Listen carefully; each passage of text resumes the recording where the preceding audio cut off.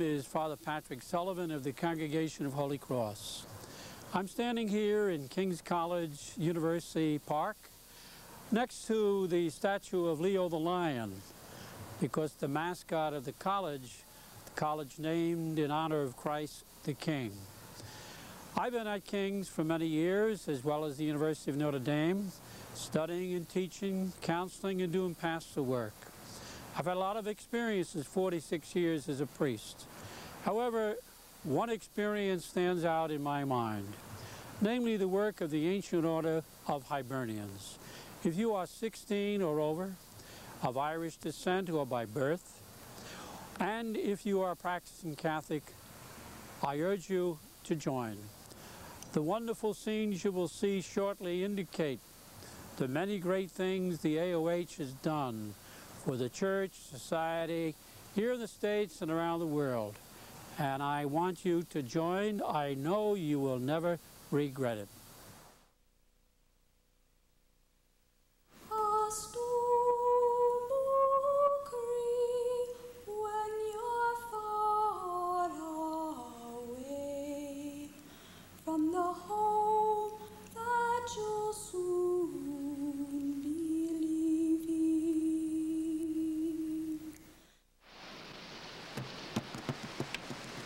Gorgeous.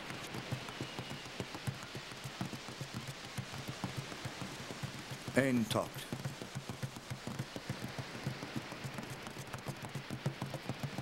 Agus Christulacht.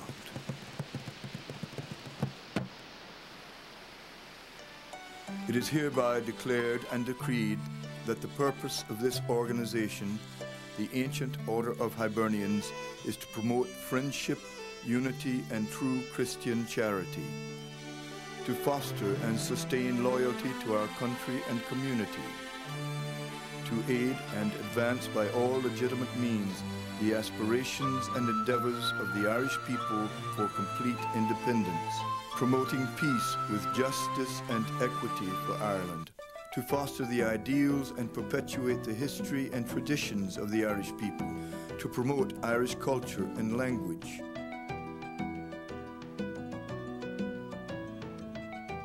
to encourage civic participation by our members, to encourage and promote an equitable United States immigration policy for Ireland, and to cooperate with other groups for a fair and just immigration policy in the United States, to accept and support without prejudice the concept of a free expression of religious practice for all of the people of the world. In America, we're all immigrants, either personally or by a predecessor.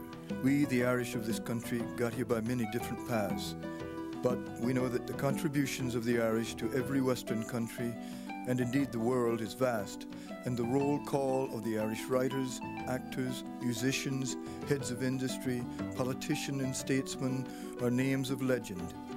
We of the AOH are proud to acclaim the modern Irish champions while recognizing the long, hard path trod by those who went before them. We of the AOH have long been a part of that story.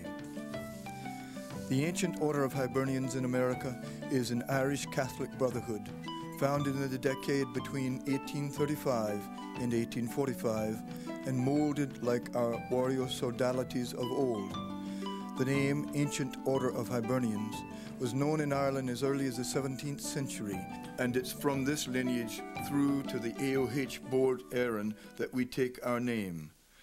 Now let's take a brief look at who we are and how we came to be.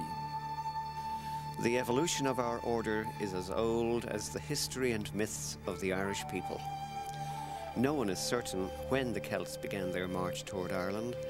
We know that they came in waves, and we know that long before the time of Christ, the people of Ireland were able to engineer and build great monuments like Newgrange that are older than and equal in many ways to the pyramids of Egypt.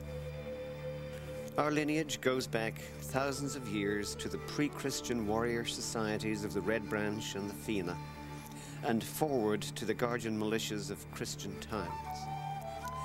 Like these warrior sodalities, the AOH is a union of members of the ancient tribes and clans through an allegiance born of common history and clarity of purpose.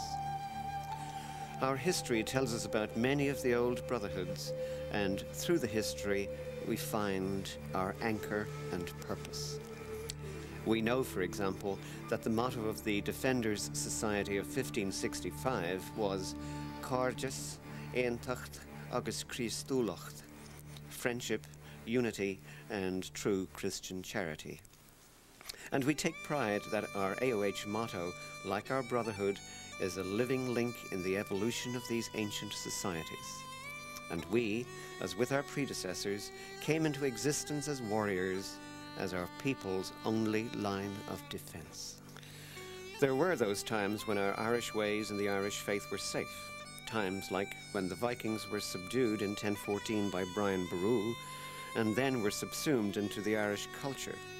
And the times when the Normans, who had been on Irish soil since 1075, also had become as Gaelic as the natives, more Irish than the Irish themselves, as it is said.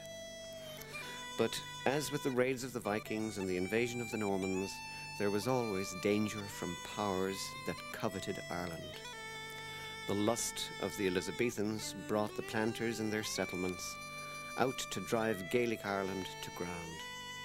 After that taste, the Tudors were more than matched by the Cromwellians in their hunger for the control of Ireland. For the better part of the past 800 years, there has been much for the warrior societies like the AOH to do. And it seems there has always been a link in the minds of our enemies between the land and our Gaelic ways and faith. An MP in Cromwell's time said, "We have 3 beasts to destroy which lay burdensome upon us.